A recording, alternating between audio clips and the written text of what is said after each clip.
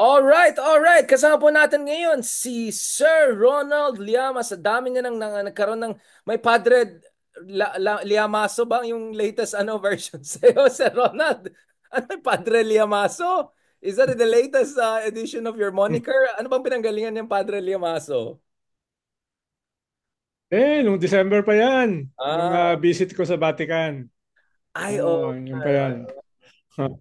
well, well, I want to say something para Madalas ako magpakapayat. magsalita sa CBCP. Madalas ako sa CBCP magsalita. Yung dalawang General Assembly nila, ako yung nagsalita eh. Tapos yung mga arsobispo katulad ni, sino ba to? Si Sok Villegas, inimbita rin ako last month sa Dagupan, etc. etc. So mahilig sila sa prodigal son. Ako Mm. naman tawag sa akin Peron. Kasi 'di ba, malapit ako sa military and all dahil sa yung mga West Philippines Sea. At the same time, mabait din ako sa labor unions, mga kabayan block. May nagsabi, parang medyo may pagka-peronismo ka na, 'di ba? Yung parang right wing, left wing. So, Sir Ronald, I think we're in the same, maybe hindi sa isang boat, but in the same lake. Pero speaking of namamangka sa dalawang ilog, anong take mo una kay Aimee? Kasi parang namamangka sa isang sa dalawang bangka ang nangyayari sa kanya. Kasama niya yata si Isko kahapon, sabi ni Sir Mark Gamboa. You think she has any really political home at this point in time after everything happening? Namamangka siya pero sa lupa na. Wala na yung ilog. So, parang naka-beach Hindi na naka-beach na. gumagalaw. Yung hirap nun ha, yung mamangka ka sa lupa, no? Kaya paano tinanggal na siya sa administration pagkatapos siyang tanggapin uli nung Lawag Rally. Tapos hindi naman siya kinuha ng Duterte, hindi naman siya in-endorse, binabanatan pa siya ng iba ron katulad ni Panelo at ni Baste. So, ayun, nasa ako na siya, namamangka na siya sa lupa. Parang yung mga bata sa sand, di ba? Yung may boat sa sand. Uh, Gumagano'n sa uh, beach. I think pero that's kahit better yung mga than bata namamangka sa kahit yung mga dalawang bata bangka. sa buhangin, kahit yung mga bata sa buhangin, umaandar ng dahan-dahan yung kanilang bangka. Ito yung kay Aimee, hindi eh. Parang palubog eh. No? Medyo malungkot dahil no? Dahil puro sand na nga yung kanyang hindi pa siya umaandar. So, yan. Ano ba yan? Traditional ba ng Ilocano yan? Yung namamangka sa dalawang Hindi ilog? nga eh. Ang sa amin, medyo oceanic, kami, Ah.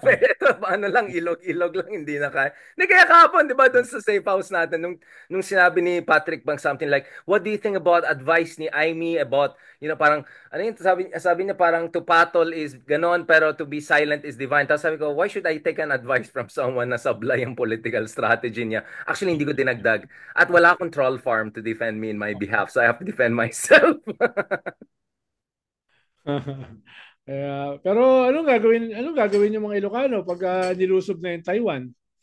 Dahil naglabas ng statement si Browner na Yeah. we should prepare, our troops should prepare about the eventuality of an invasion of Taiwan. Where did that came from? Bakit bigla siya nagsalita ng gano'n? Kagagaling lang dito ni Hexet. So, ano yun? Is something happening na hindi natin alam? So, I think that's precisely because Hexet was there. Di ba, the news now is the US might send another Typhoon missile system to the Philippines, the second one at sabi ng AFP, the more the merrier. And this year sa Balikatan, there will be special forces exercises in Batanes next to Taiwan again like last year. And new missile systems will be also deployed for Balikatan this year. So this year's Balikatan could be the biggest ever with biggest relevance for the Taiwan issue. So in fairness, on one hand, Hackset was very reassuring. On the other hand, mukhang all-in na yata tayo dun sa American deterrent strategy sa Taiwan and West Philippine Sea.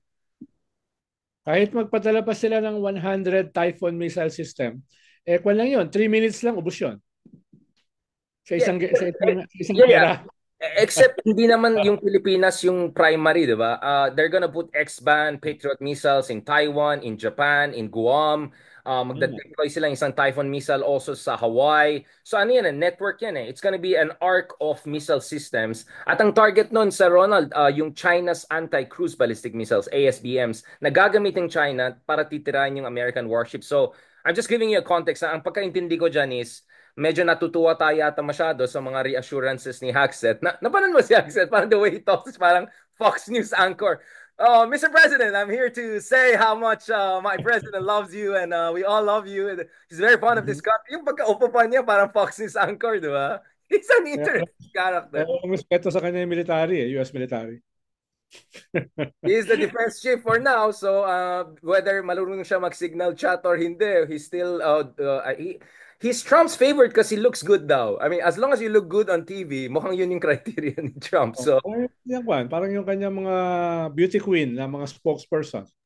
pero ito mga lawyers to mga to, no? Yung mga chief na. So, I think Donald Trump really has this kind of idea of you have to have a look, 'di ba? A certain look, 'di ba? You have to fit the bill.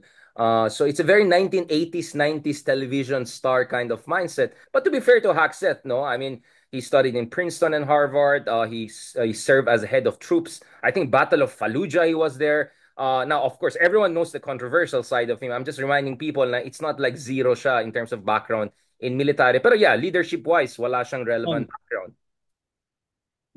one siya. Yeah. Sir Ronald, kaka kaka ano lang sa akin ng China. So I don't want to make two enemies at once. And let me be honest, I'm happy na hindi nagsalita si Trump at Trump administration sa ICC issue considering they were bashing ICC 24/7 when Netanyahu got the arrest warrant and all of that until last year and then biglang tahimik na sila dito sa issue ng ICC kay Duterte. So let's just be grateful na lang, Sir Ronald. I Sabi know ng mga DDS daw, naglabas daw ng statement si Trump eh. Attacking ICC over the arrest of Duterte. ito yung Saul Goodman. Ito yung kasama Ha? sa Saul Goodman at saka si Kylie Jenner at saka Oh, yun. medyo iba pa. Pero ayun, along that line, wala pa. Wala ka, brother. Sir Ronald, may bago pa. Si Belgica ba yan? Yung anti-corruption. Meron siyang bagong letter sinend kay President Vladimir Putin asking the Kremlin to help Ah, his friend and brother Duterte. Bakit parang Borat yung sound? But oh. helping his brother Duterte. Yan Pati yung, Kremlin yan daw, yung kasama sa tinatanong. akin sa Matrix eh. Yan si Belgica. May saya din yan eh. Hmm. Tayo Sir Ronald, speaking of sayad, thank you dun sa advice mo na wag kong patulan yung isa kasi yung isang kuhan, bago the all HDI bro may iba naman tayong kaaway, sabi. Maganda actually, Sir Ronald, yung mga off the record advice mo sa akin, I consider among the best advice. Dahil Ah, sa'yo, napa-apologize tuloy nakikinig ka ako. ba sa mga advice ko? Nakikinig ako actually. Kasi feeling ko, once Alam in mo, a ginagawa while, mo yung opposite. hindi. Actually, Sarah, I said this also dun sa Safe House, di ba? Sabi ko, in fairness, one of the best advices to me in the midst of the latest storm came from you. Yung parang, Hoy Richard, this is not about DDS lang. Baka mainis pa yung mga hindi DDS. Oh, Sabi ko, nag-invoke ka "Oh, ng legitimacy eh. Sabi ko, what legitimacy? yun lang, yun lang. Hindi na ako. Sir Ronald, wala ka kasing social media eh. Kaya you can throw bombs eh, bazookas, wala kang pake. Ako kasi, grabe, yung exposure ko ang taas eh, in terms of online, in terms of trolling and all. But, speaking of that, Sir Ronald, going back to this, ano tingin mo dun sa Davao Rally nangyari? Was that 60,000? Parang mas marami akong tao nakita sa panagbenga sa Baguio, to be honest, looking at the video. Well, valid kasi yung kwan eh, yung bilang. May nagsabi pa na 330,000. May nagsabi na uh, 30,000. May nagsabi na 60,000. So, minsan kasi pag nandun ka sa rally, feels like eh. Feels like, katulad nung kwan, katulad nung January 13, ang nag-rally daw dun sa plaza ay 220,000. Eh, 10,000 umaapaw na dun sa plaza. Eh. Paano magkakasya doon ng 220,000? Kaya kasi nabihan ko yung natin, yung ating reporter si Bril. Sabi ko, Bril, hindi kakasya dyan sa plaza na yan ang 220. Nagrarally kami dyan eh. Nagrarally kami dyan. 10,000 apaw na yon sa iba't ibang kalsada, sabi ko. Dahil maliit naman yung plaza na yan. Hindi naman yan Luneta. No? Parang Section Road lang sa Baguio yun eh. Kaya nga sabi Oh, ko, tapos sabi daw ng pulis, 300,000. hindi naman magaling magbilang ang pulis, sabi ko. Sabi ko, anong 220,000, no? Pero, Pero huwag kang ganun. hanggang ngayon pa, nambubudol pa rin sila kung Ito gaano yung karami. pulis No? na bumilang ng 1,287,631 individuals nung peace rally nung January. Never question the arithmetic skills ng ating mga kapulisan. Pinatay daw nila 6,000. Mali rin ang bilang. Oh. Well, iba yung boss nila doon. I think Oo. si Torre naman medyo matalino eh. So in fairness kay General Torre, I think he makes sure the arithmetic is correct. But joking Imagine aside, mo ba yun? Imagine mo na yung Justice Secretary sasabihin na nag-fail yung ating justice system nung panahon ni Digong. Kahit pagpalagay mo ng panahon ni Digong, a Justice Secretary claiming na nag-fail yung ating justice system totally. Tapos sa Secretary of DILG, no, parang spokesperson ng mga victims ng EJK. No? you're talking about the Romulia brothers. Just be Attacking clear, these are the Lambino. allies of Duterte back in the day. Attacking Lambino. Sabi ko ba, nagbago na ang mundo ah. Sir Ronald, I think hindi mo nakuha yung memo na medyo kailangan magmema. Kailangan magmema. DILG secretary, saying na maraming mga EJK victims na nakalagay cardiac arrest pero ang may tama ng bala sa ulo. O, di ba? O, talo pa tayo eh. Parang hindi lang sila nakikinig sa atin. Parang dinagdagan pa nila tenfold yung ating sinasabi. Ah. Baka nakinig na sila kay Attorney Conti, yung mga human rights lawyers na, di ba? Mukhang next level na yung mga ano nila eh. But Sir Ronald, going back to this, do you think that yung ginawa nilang birthday events, rallies all around the world, etc., nahuli pa nga yung iba nga may threat of deportation pa that the Philippine government has to take care of them and all. Do you think that showed actually the weakness of the Pro Duterte movement na parang that's it? That's the most you can get? It showed strength as well as weakness, no? Dahil lasura na yan eh. Lasura, I doubt kung meron pa magrarally dahil sa nangyari sa Qatar, nangyari sa Brussels, nangyari sa Canada, no? Sinabihan sila ng mga ibang mga bansa kahit yung mga Yung Hong Kong, no? democratic states na hindi kayo pwede manggulo rito, no? Dahil yung halimbawa sa The Hague, hinarang na sila eh. Pinagsabihan na sila dahil yung mga community, yung mga bahay doon, nagrereklamo sa ingay. No? Nagrereklamo sa ingay dahil hindi sanay yung The Hague na may mga ganun ang gugulo eh. May gugulo na ganyan. Tapos medyo exaggerated yung numbers, no? Exaggerated yung numbers. Kaya halimbawa, yung sa Italy, sinasabi nila 5,000, 2 to 300 lang eh, no? Sabi mismo ng mga nandun eh. Pero yung packaging nila, akala ko nga 500 eh dahil syempre depende sa picture eh. Depende sa Angle. angle eh. Tapos sabi nila doon, hindi, marami na 300, no? Yung ganyan, no? So, pero ang spin nila 5,000 daw, no? Et cetera, et cetera. Eh more than 250,000 ang OFW sa Italy eh. No? Kaya having 300 sa isang rally ay in the scheme of things maliit 'yon, no? Tapos having 30,000 sa Davao na mayor forever si Digong out of a population of 1.5, 1.6 million, that's not that big, no? At kung titignan mo yan sa context ng SWS survey na almost half ay sang-ayon, nalitisin si Digong, no? Harapin yung accountability sa ICC. Medyo mukhang pa-fizzle out na itong initial anger sa pagkaka-aresto. At kung titingnan mo yung rally nila sa Manila, doon sa Paco Auditorium at saka sa Bonifacio, nilangaw. Hindi nga lumabas sa media eh. Dahil halos Not worth covering. napaka-konti ng kwan. Hindi nga worth covering eh para sa media dahil maliit lang eh. No? Tingin ko kayo ni Mark, kaya nyo pa mag-mobilize ng mas malaki ron eh. Oo, yung mga kameta lang natin. No, but I don't want to compete on that level, Sir Ronald. Uh, Hindi ako naghanap ng kulto, okay? uh, Baka ikaw, Sir Ronald, di ba? Sabi mo, yun ang plano mo, hindi ka tatakbo ng Senado. Nagsisisi Gagawa ako eh. Nagtayo ako ng partido. No? Dapat ang tinayo ko 0.6, ito. 0.6 No? kulto. Tsaka loyal sa akin, no? Loyal sa akin yung mga members. Hindi katulad nila Percy Sendanya, hindi katulad nila Eta Rosales, no? Walang loyalty eh, no? Nilalaglag ka nga nila. Eh. Sige na nga, parang ganun, parang reluctant pa yung acceptance nila. Oo, si Ronald, Happily rogue element na ako eh. Hmm? sabi ko Joe Rogan, pero ikaw naging Rogue Ann. Naging Rogue element. Rogue Ann. With deniability, with full deniability. But Padre Uh, Liamaso, going back to this, speaking of this issue of the numbers and all of that, but there was that major religious group that parang made a memo because some people were telling me, yeah, siguro tanggapin namin na medyo, kasi ilang milyon yung OFWs natin. At most, how many thousand they brought together? That's not even 0.001%.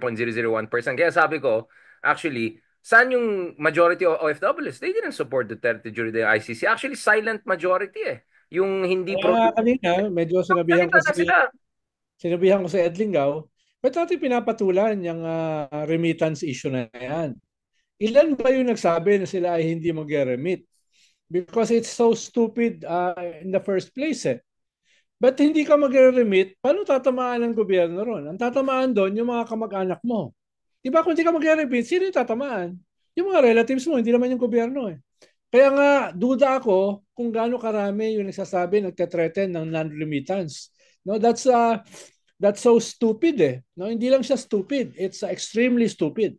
No, yung non-remittance issue na yan. Kaya nagulat lang ako ba't pinatulan ng media. Siguro may dalawa, tatlo na nagsabi na Kasi, hindi sila baka sa mag-remit. entertainment Dapat nga, section ng... dapat nga hingan sila ng proof of life na hindi sila nag-remit eh. Walang magpapakita dahil magagalit sa kanila yung pamilya nila, isusumpa sila. Paano yung bayad sa sa bahay? Seri, 'di ba? Paano yung mga kailangan nila? No? Kaya hindi ko alam bakit pinatulan yung non-remittance na yan. Hindi ko rin alam pero ang alam ko si Enrile ay sumagot doon at sabi niya, "Oh, di tanggalin din namin kayo ng tax exemptions and all of your privileges. Good luck sa inyo, 'di ba?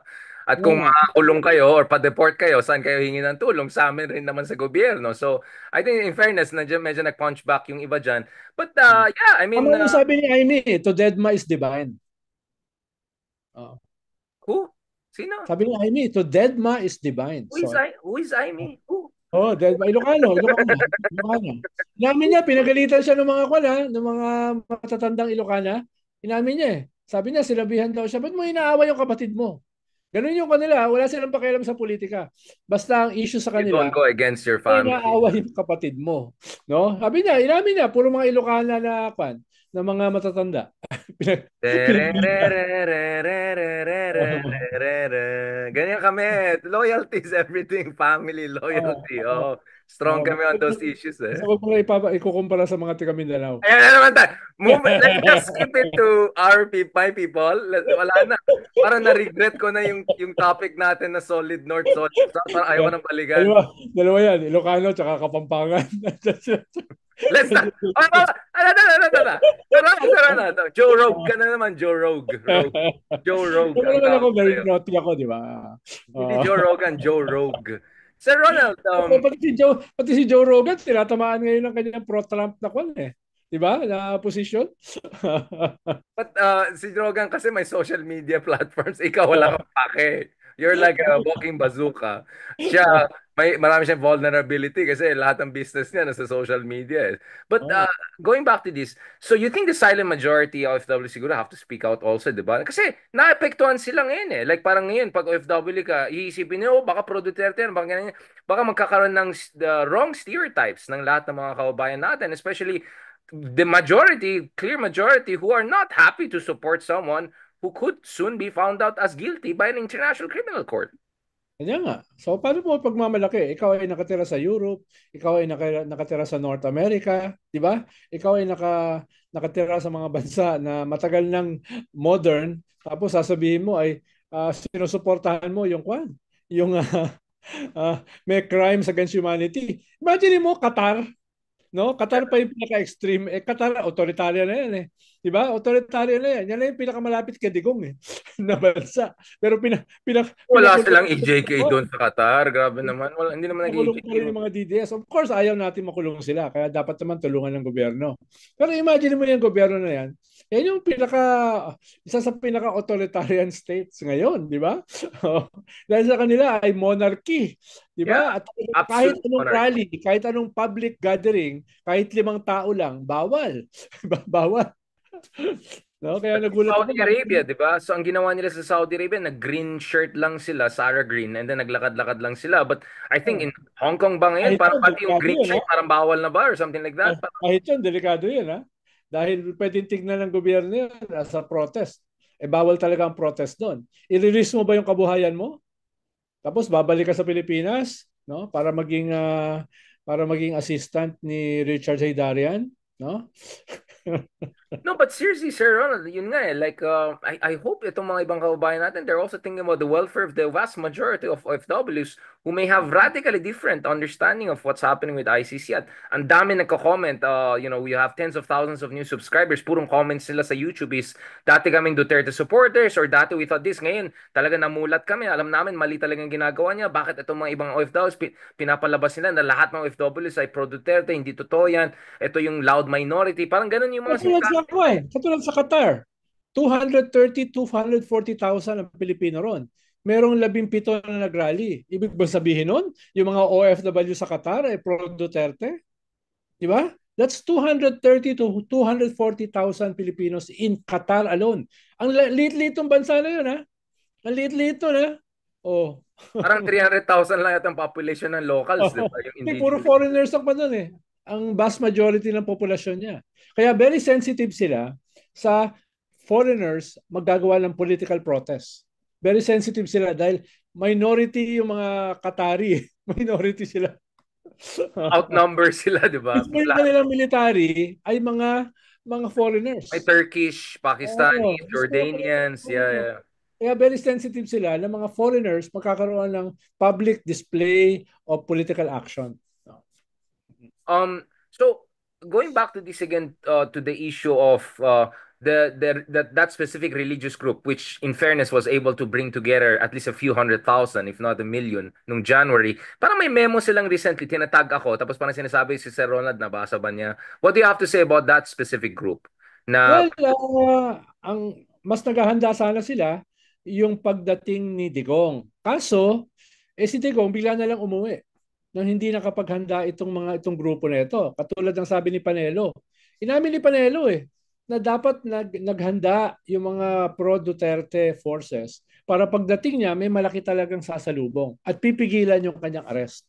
No? At possibly imamarcha sa Malacanang dahil more than a year ago pa sila nagtetrete ng uprising. More than a year ago pa sila nagsasabi na pababagsakin nila si BBM. At ngayon para sa kanila yung tamang panahon. Kaso nawala yung rallying point nila. Nawala yung kanilang era Estrada na naging rallying cry ng EDSA 3. So so, ang hirap yeah, mag-EDSA 4, exactly. na wala yung kanilang rallying point. No? Ang layo-layo na. At mismo si Sara inamin na hindi na siya kayang pabalikin. Di ba? Paano send him home Parang hindi nila naunawaan yung ibig sabihin na hawak ka na ng ICC. Hindi ka na makakabalik niyan. No? Kahit yung abogado nila sinasabi, kaya ko ipanalo ito. No? Hindi to haabot Medyo sa Harry trial. Roque style. Siyempre, dahil naghahanap buhay yung tao Diba?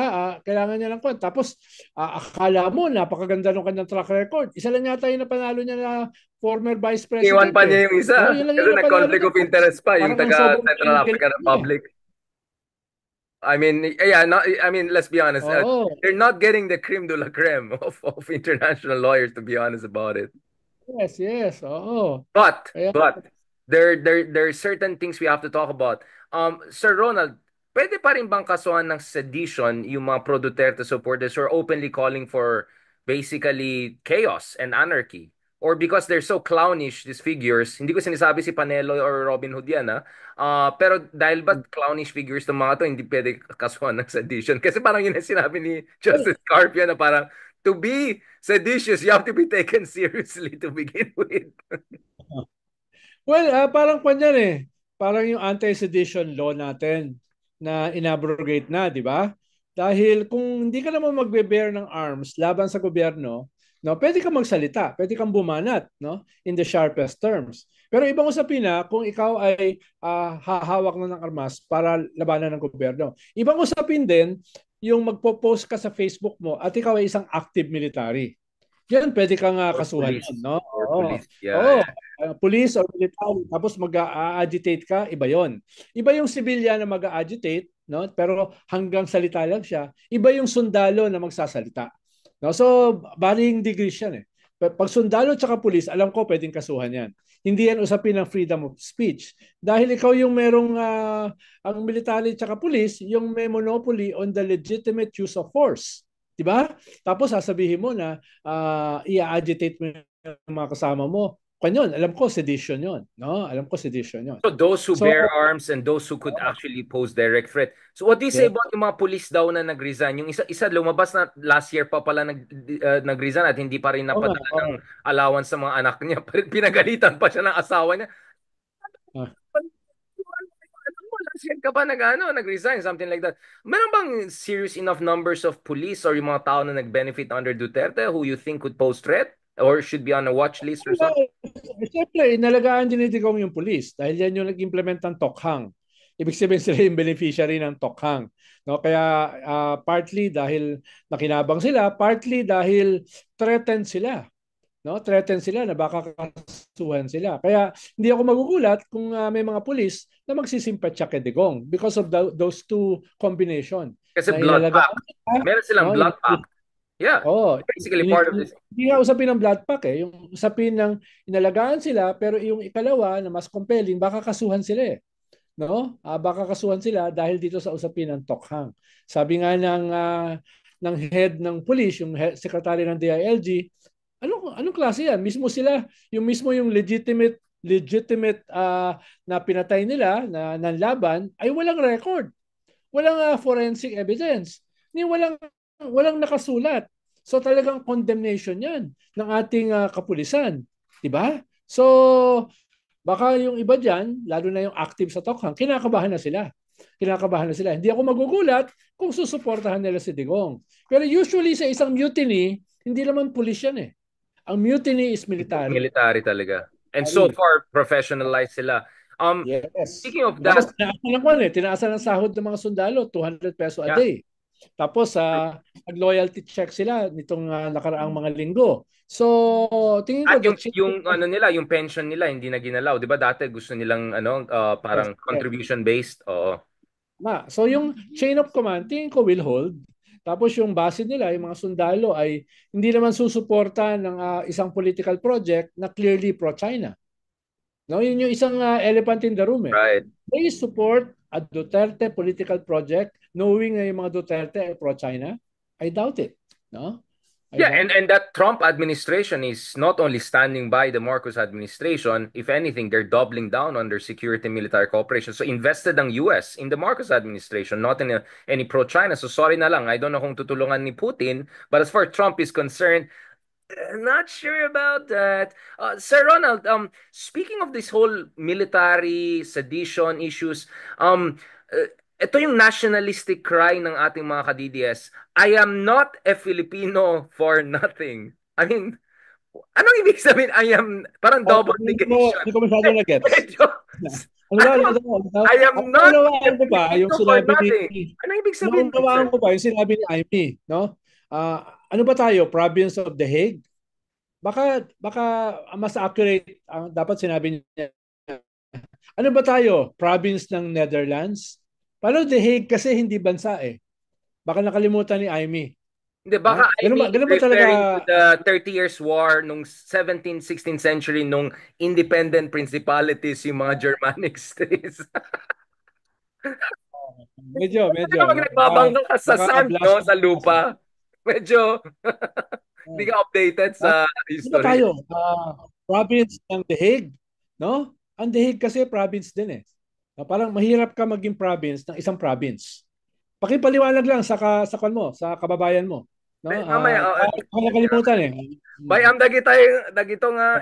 Anyway, Sir Ronald, balikan natin. Speaking of, I mean, I think Amy, I'll talk to her later. But speaking of The Hague, ito yung nakakatuwa. Nung tinanong si, by the way, si Harry is back in The Hague. Sayang, hindi ko naabutan. Sabi ni Harry Roque, nanawagan kami sa aming mga kaibigan sa Qatar, good friends of the president, blah, blah, blah, blah, blah, blah. And then ito pa sabi niya, like Qatar, tayo po yung mga biktima ng Western colonization. Digong now is a prisoner of these Westerners. Wait, pa nag-apply siya ng asylum dyan sa mga Dutch na yan? And then tinitira-tira niya as Western colonizer. Mas sabla yan sa akin. Kung kumbaga kay Ivy Parang yan si, sa stand, lupa, parang si ito Executive Secretary naka-fly sa air. parang si Major Dea, 'di ba? Binanatan yung binanatan yung ICC. no? Doon sa unang harap niya sa ICC, binanatan yung ICC, no? No? Yung magbibigay ng judgment sa kanyang kliyente, binanatan niya, no? Parang si Kwan, baka naman nakaabot na kay Harry na hindi siya makakakuha ng asylum.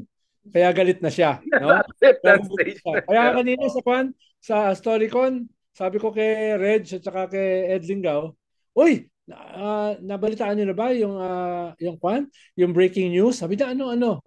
Nakakuha na ng asylum si Harry. Sabi niya, totoo ba yan? Sabi ko, Happy April Fools. Sabi ko, wait lang, anong oras yun kanina Sabi ko, umaga? Happy April Fools. Now, Sir Napagalitan Ronald, ko ng principal. No? Sir Ronald, speaking of Gallery of Rogues, just when we thought, so yung isa namamangka sa lupa, yung isa nagpa-fly in the air, ito ang pinaka-the best sa akin.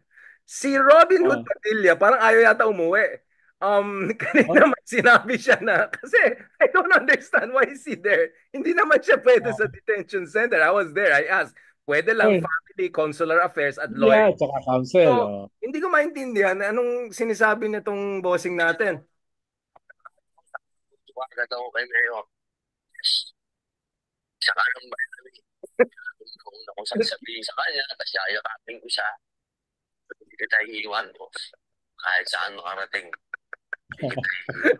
Marcos administration na. Ayan na, ayan na, ayan na. Eh bakit hindi po nila buksan yung kaso sa Pilipinas? Bakit po natin O yan. kailangan nandito tayo Oo nga. sa ICC? Dahil meron naman po tayong tumatakbo. Yun. Na zero cases. Zero cases. Sasabihin kayo political. Pero pagdating sa But geopolitical siya. nating magpapalagay. Wala ka dyan, wala ka, laos ka dyan. Laos ka dyan sa geopolitics na yan. Wala kang laban dyan. Retire ka na. Hindi ka na daw sasama sa hindi. Ayaw niya na umuwi. Ang gagawin natin dito? Sinisweldohan to. Ano mga gagawin natin sa Ronald? Recess eh. Ano ka ba? Recess eh. Nagbabakasyon siya. No? Wait. Galang ko hindi big sabihin recess. Pwede ka lang magtambay-tambay dyan sa The Hague. Ano ba Oo naman nga. yung gagawa na dyan? Wala. Baka marami Ito siya mga nakita tao. magaganda.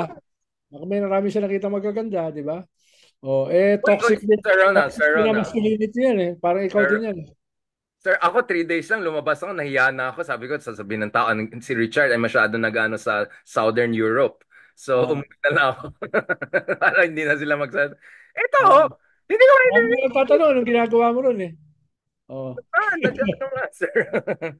Wait, did you miss like my 24 hours of live coverage? Literally from my hotel, naglakad ako all the way dun sa parang probinsya na yata yung detention center. Parang nasa gubat na ako bigla. Sabi ko baka kainin pa ako ng bear. Kaya Bigla galit mo. Kaya galit yung mga nakatira sa paligid eh. galit na Ang sila. Actually, bati peaceful yung kami. lugar nila tapos ang dami nag-iingay, nakakalat pa. Kaya galit na galit yung mga nandun eh. It's a place na masyadong tahimik, di ba? Masyadong malinis, masyadong orderly. Tapos eto, nagdatingan, no? Parang yung lugar ng daughter ko sa Akmar, you can walk for miles, wala kang makikitang tao, no? Mga Social ka alien talaga. kasi, no? Social ka talaga, Sir Ronald. Social ka talaga. European ka talaga, Sir Ronald. Ikaw ang totoong Northern Europe pala yung sa'yo. Ako eh, old soul. I'm an old soul eh. Sorry ah.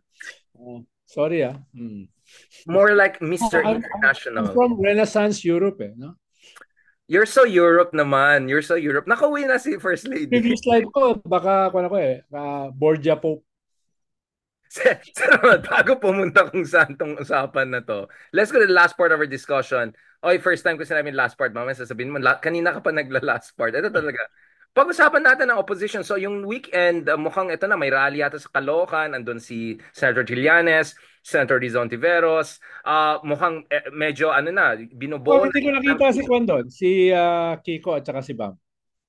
Doon sa rally ni Trillanes. Andun si Heidi Mendoza, nandun si Mm. Mark Gamboa, no? Nandun si Risa Ontiveros. Pero yung Andun kandidato ka. Andun ka rin, di ba? ng opposition, wala rin. Wala. But nevertheless, parang at least rhetorically speaking, ang messaging is hindi lang ito Bam and Kiko lang, kasama na rin si Heidi Mendoza. So at least nagiging more big umbrella, hindi naman big tent, Ito pero masyadong tricky yung ibig mo sabihin ng rhetorically speaking. Anong ibig sabihin niya? no, Na, ibig sabihin like, hindi, kasi na-interview ko si Ma'am Mendoza and I asked her, why are you part of the slate or something? Sabi niya, well, I'm open to join the slate, but like, I'm waiting for the invitation. At least online or to a certain degree, at least nilalagay na sila in one group. In fact, one thing I saw is BBM supporters will vote for Kiko, Bam, and Heidi Mendoza. Meron ng mga posters online na nagkakalat ng meme. panakbayan si Heidi. Kakadesisyon na ng akbayan na siya ay kasama doon sa slate. Paano, usually kasi, nag-endorse kami, pinagdidesisyon na niya sa party congress. Yung party congress namin last year. So, ang hirap mag-endorse nang wala yung party congress. Very tedious yung effort eh. So, kailangan namin magkaroon ng national council meeting, kailangan magkaroon ng executive committee meeting, kailangan magkaroon ng ganun, maraming meetings para ma-endorse si Heidi. Pero natapos din naman, na-endorse na siya after 2 weeks of processing. Why would it take that long? Is it because you have to like check their background, their stance, ganun ba yan? May dialogo, ganun ba yan? Oo, kailangan tignan mo yung kanya. Dapat konsultahin mo lahat ng sectors, kailangan konsultahin mo lahat ng territories dahil wala yung party congress eh. Usually, di ginagawa namin yan during a party congress. No? 2 days na party congress, so pag-uusapan yan, sino i-endorse.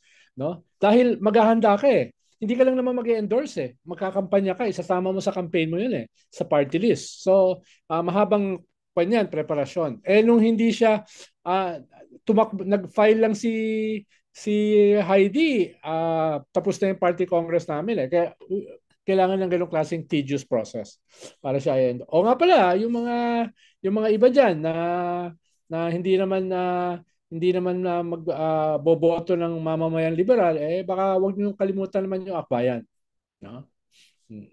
Yeah, Si exactly. Yun nga, inisip ko eh. si Percy Sendanya. Hindi naman yun mga sampid, no? Hindi yun mga kwan, hindi yun mga gigilid-gilid. Mga nasa mainstream yun ng Yeah. progressive movement, no? So, huwag yung kalimutan. Pero siyempre, gusto rin namin manalo si Laila. Yeah. And you still have that worry na magkaroon ng overlap in terms of constituency.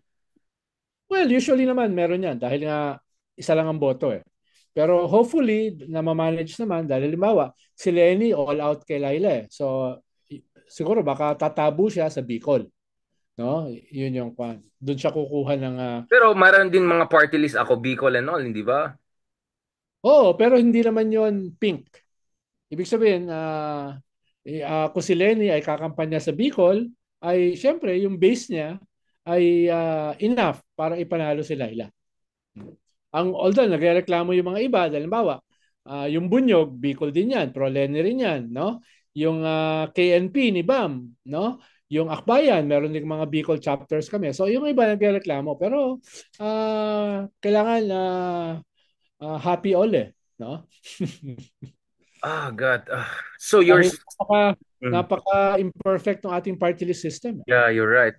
We'll be competing against each other. Cannibalism ba yung term na ginamit natin doon? Parang tawag yan. Parang a race to the bottom. Parang Yeah, yun nga eh. Parang na ito talagang super last.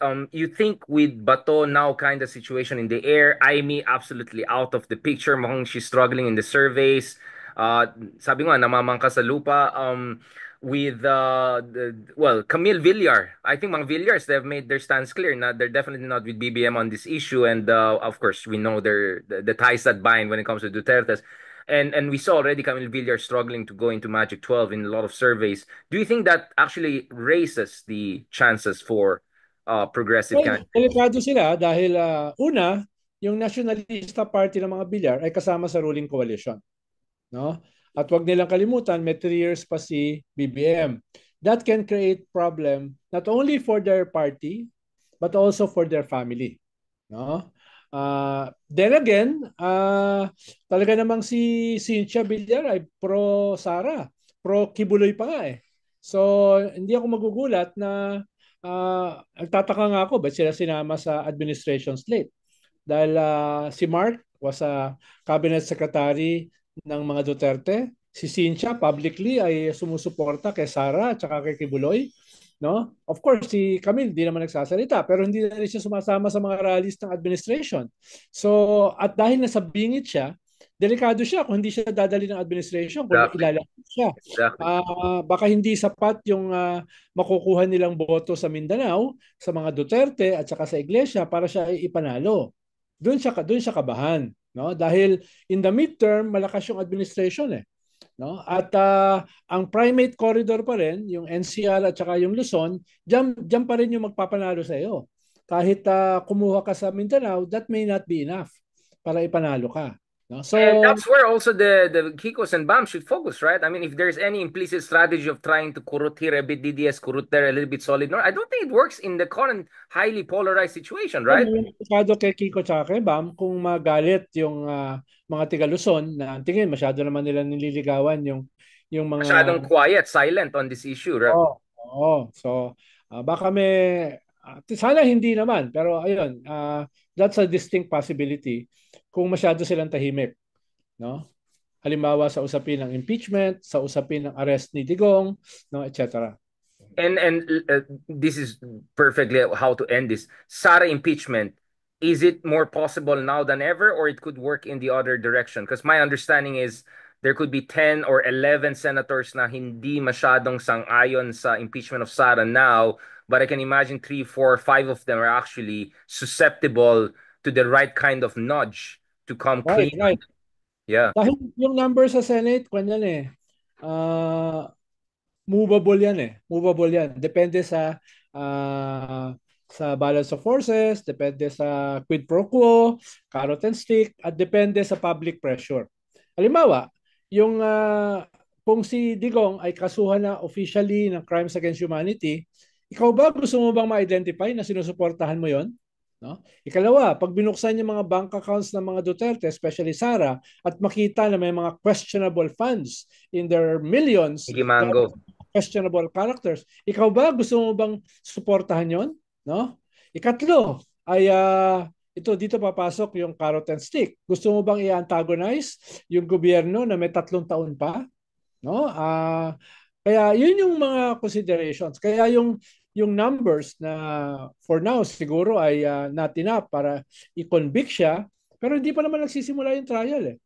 No? Kahit carrot and stick yung impeachment ni Corona at saka impeachment ni Sara, ay lahat yan ay subject sa negotiations. Lahat yan ay subject sa political pressure from below sa tao at sa Malacanang. Yun yung reality. No? Sana ang mga senador nagpapasya based on higher purpose. Pero mukhang hindi ganun eh. It's about pressures. It's about political Maneuvers. no? Yeah, maneuvers and all of that. Cynical. No? And So, and yeah. you think and you cannot still you're still not very confident in this administration despite pulling off that go for G with when it comes to Duterte. Well, ang kaibahan kasi ay wala na tong atrasan eh. Ang kinakaharap ng administration is there not only the possibility of their political annihilation, kundi the possibility of their physical annihilation. No? Kaya mahalaga yan. Mahalaga yan. They have to go for the jugular. Ikalawa, geopolitics. No? Geopolitics. So, kung makakabalik ang mga Duterte, makakabalik ang China. So, that's the elephant in the room. No? Absolutely. Yan ba ay papayagan na lang basta-basta ng mga key players, no, dito sa You region? mean the Republican Party elephant symbol who's now in the White House? Sasabihin ko sana adults in the room, pero baka mali yung sasabihin ko eh. Kaya sinabi ko Exactly, yeah. The greatest president and nandyan sa White House. Well, wala siyang pake kay Digong. I don't know about Saul Goodman and I don't know about Ay, but magaling, paborito ko yun. Pag ako makulong, yun ang kukunin ko abogado. actually feeling ko sir, if naging abogado ka, feeling ko Saul Goodman ang ano mo, basically peg mo. Wow, Like, grabe naman. Grabe naman yung judgment sa akin. Mabait naman si Saul. Saul is a misunderstood. He's a misunderstood lawyer. I think. Tsaka grabe naman. Siya naging fugitive eh. Sabihin, ganun din ang aking political future. Fugitive. Well, I mean, look at fugitive na si Harry, pero mukhang happy naman life na may puffer pa siya, Europe siya, sarap buhay, travel. Kung I'm sure. epic fail naman ni Saul Goodman, di ko naman gagawin yan. Yun lang. Let's just Yung tanggal sarili, yung... kasi niya yung sarili niya eh. Remember, Saul Goodman could have cut the deal and get only a few years, and then at the last minute, his conscience ate him. So, Oo. ikaw yung Saul Goodman na who didn't go with his conscience at nakalusot. So, let me just clarify. Sorry, sinira ko yung last season. Ako, nare-relate po sa akin na hindi ako magiging fugitive dahil wala akong conscience. Basta masabi ko na si Saul Goodman, Parang maraming yung gusto mabuting mo tao yung palabasin. nagmamahal sa kanya. Parang lang yung gusto mo palabasin. Kasi binubuli mo ako kahapon sa ano eh, sa safe house. For the first time in Wala ka sa history, legitimacy eh. for the first time in history, you are not the most talkative guy in that show. Although I was saying other shows is more Daldal mo competitive. eh. Daldal mo, pumapatol ka sa kwan eh. Sa mga tanong ni Patrick at saka ni Reg eh. No? Sabi ko, tibot to si Kwan. Nagpapaliwanag sa presinto. Exactly. Tapos meron pa akong direct message to the people. Don't give up. Attack, attack, attack. May Roy Con Trump strategy pa akong sinasabi eh, di ba? Oh. Binubulungan ko si Ed Lingao. Tingnan mo si Richard. Nagpapaliwanag sa presinto. Sinasagot lahat ng tanong ni Patrick at saka ni Reg. Talaga minatulan. But anyway, Sir Ronald, you are the Saul Goodman before that plea deal that went wrong. Kaya mahal na mahal ka namin. Speaking of questionable characters, you are my favorite questionable character in the universe. Sir Ronald Joe Rogue. Tawag yan, underhanded compliment. No? Yan yung classic na Medyo underhanded. British. Medyo English yung styling, medyo underhanded. Yung medyo pilit, pero sige na nga, sincere pa rin. On that underhanded ganti I made to you for bullying me yesterday sa safe house. Thank you so much, Sir Ronald Llamas. We had 2,500, 2,600 live concurrent viewers. So, one of the highest viewed pa rin tayo. So, thank you so much, Sir Ronald, for keeping the energy high. And yes, totoo yan. May nagsabi, pwede palang mamamangka sa lupa. Sabi ko, pwede nga mamamangka sa dalawang bangka. Nasabay-sabay. Si Harry nga, nag-fly in the air. Diba? So, anything is possible these days, diba, Sir Ronald? Yun, hintayin natin yung kanyang asylum. Asylum. No? Oh my God, ang dami nagalit. Asylum, ha? Wala akong sinasabi na gano'n. Sinasabi ko asylum. Sir Ronald, ba't mo kasi na spoiler alert mo daw yung kay Saul Goodman. Di ba daw sila tapos sa last episode? Sorry guys. Sorry. Sinira daw natin yung last season ni Saul Goodman. Sino ba nagbanggit? Hindi ako yung nagbanggit, ha? Si Richard nagbanggit. Sorry. Panoorin niyo pa rin. Panoorin niyo pa rin. Maganda siya. In the end, mabait din pala si Saul Goodman just like Sir Ronald Llamas. Salamat. God bless, boss. See you soon. Salamat. Ingat po. God bless.